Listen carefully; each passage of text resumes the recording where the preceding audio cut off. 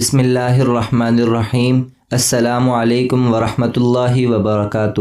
8 قسم کے لوگوں سے ہمیشہ بچ کر رہیں۔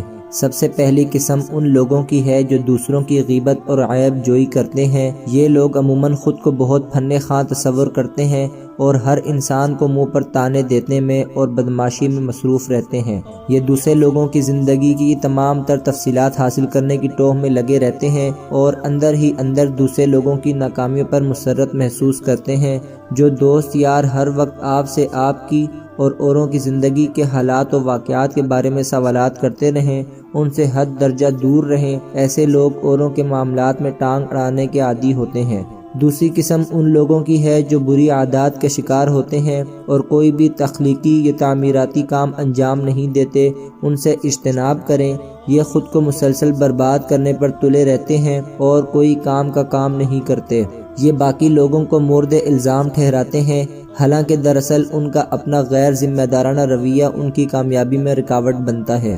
تیسری قسم کے لوگ خود کو فن خواں سمجھتے ہیں اور دن رات میں کی رٹ لگائے رکھتے ہیں۔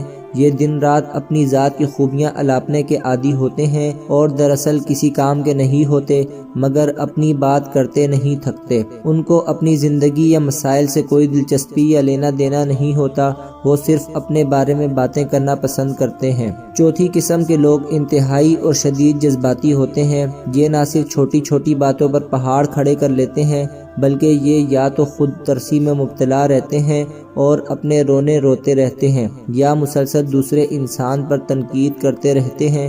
ان کی زندگی کا مقصد ہی اسی غم کی حالت میں زندگی بسر کرنا ہوتا ہے۔ یہ آگے بڑھنے یا ترقی کرنے کے خواہاں نہیں ہوتے۔ ان کو وقت ضائع کرنے کی کوئی پرواہ نہیں ہوتی۔ ان سے کنارہ کشی اختیار کریں۔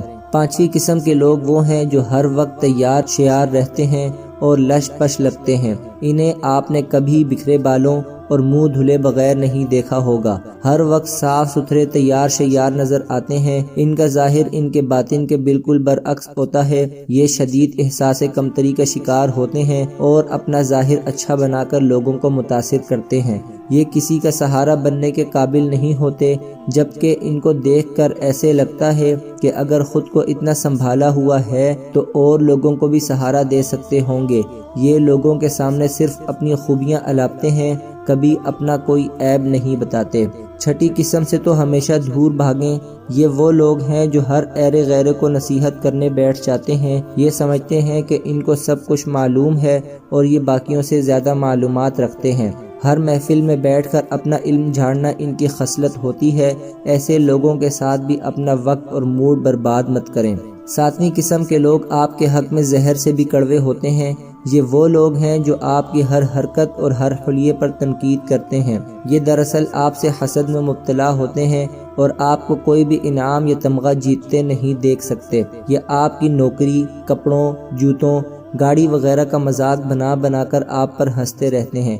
یہ آپ کے خیر خواہ نہیں، بلکہ آپ کی جڑیں کاٹنے میں جتے رہتے ہیں۔ آپ کا سچا دوست اور ساتھی وہ ہے جو آپ کے کارناموں پر آپ سے زیادہ چھلانگیں لگائے اور ناچے اور آپ کا حوصلہ بلند کرے کہ محنت کرتے رہو۔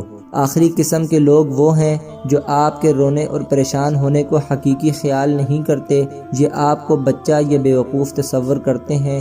ان سے فوراً کنارہ کشی اختیار کریں، کیونکہ یہ آپ کی کسی بات کو سنجیدگی سے نہیں لیتے۔ آپ چاہے معمولی بات پر روئیں یا بڑی بات پر، آپ کا دوست وہ ہے جو آپ کی ٹینشن میں کمی کا باعث بنے۔